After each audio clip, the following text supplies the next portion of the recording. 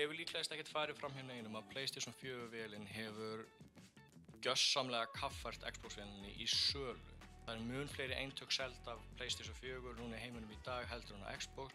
Það má svo sannir segja að PlayStation-vélin sé nokkurn veginn búin að vinna þetta console war.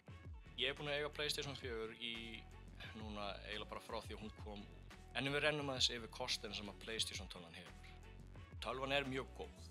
Hún með massíft mikið magn af leikjum sem hægt að ná í að netinu. Online storið á PlayStation 4-vélinni mjög fínt. Það sýnir manni í rauninni bara hvað var að koma út, hvað væntanlegt, miðað við það sem ég hef verið að versla, hvað getur þú haft áhuga á. Storið sjálft rosalega vel uppbyggt og rosalega auðvelt að navigata.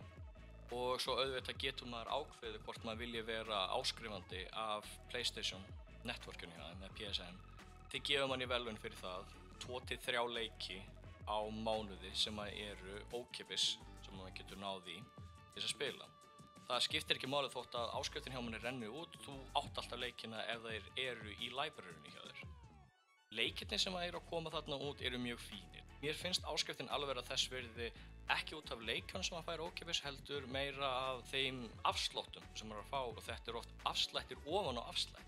Og ég hef keypt helling bara vegna þess að ég fór þarna inn, sá bara þessi afslætti, ok, og ef ég nota PSN afslætti minn, þá það meira afslætti, þá hugsa ég náttúrulega bara með mér, ég hef einhver tapað að kaupa þetta og maður kaupir þetta og þetta svona, þetta væntanlega ekki eins og þegar maður að versla á Steam þar sem maður bara ætti í rauninni að fela kreditkortið sitt þegar að Steam-sölurnar í gangi.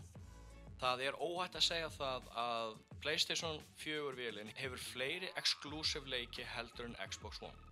Viðmótið á tölvunni sjálfri, mér finnst það leiðilegt. Þetta bara, þú ert að skrolla fram og tilbaka og þú getur farið niður og valið sérstaklega eiginleika hvort það sé við tölvuleik eða við einhvers konar app sem í tölvunni.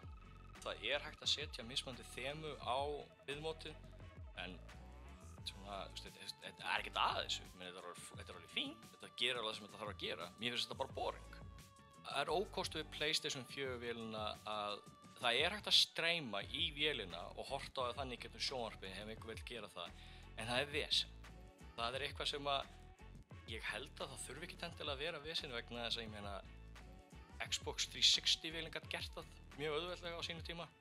Líka ekkert fyrir það löngu síðan að þeir settu inn Media Center eiginleika í tölvuna þannig að maður getur núna verið að smetla USB-kuppi í PlayStation-vélina og vera að hlusta á tónlist eða horfa á myndir þar í gegn en það innan við hálft ár síðan svo uppfærsla kom út. PlayStation 4-styrkin, hún bara mjög fín, kom mér á óvart þegar ég fyrst byrjaði að spila í þeirri vél vegna þess að ég hafði þá verið búinn að spila rosalega mikið með 360-vélina sem náttúrulega mun stærri fjærstýring, meira bólki, þannig að það var rosalega skrítið að fara svo allt einu í að spila á fjærstýringu sem miklu fíngerðari, miklu minni og svo fjærstýring bara mjög góð. Gallinn við fjærstýringuna stór galli að mínu mati en það að gummið á pinnunum það eyðist mjög fljótt þannig að ef þið eru að fara að kaupa ykkur PlayStation 4 fjærstýringu þá mæli ég með að þið kaupið tappa ofan á pinnana. Ég á 2 svona fjærstýringar og það tók 1,5 mánuð fyrir gummið að byrja að fara af. Það auðvitað hægt að nota fjærstýringarna minna heldur en ég gerði á 1,5 mánuði en það líka hægt að nota þær meira. Þetta viss ókostur og mér finnst alveg ótrúlegt miðað við það að hvað vélin kostar mikið pening að gummið í fjærstýringunum sé ekki betri en þetta.